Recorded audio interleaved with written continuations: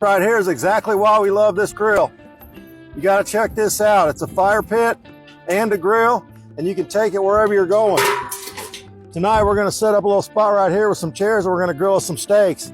Check this out. It's a big fire pit, all steel. It's got solid legs, solid bracing, place to stack the wood. That's 24 inches right there. And then this thing just swings over. Put your burgers on there, hot dogs. It raises up and down and it swings out. Fire pit and grill. Put it wherever you want. Move it around, clean it out, take it to a tailgating party, whatever.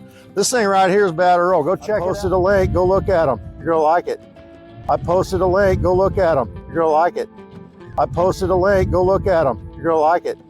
I posted a link. Go look at them. You're going to like it. I posted a link. Go look at them. You're going to like it. I posted a link. Go look at them. You're going to like it.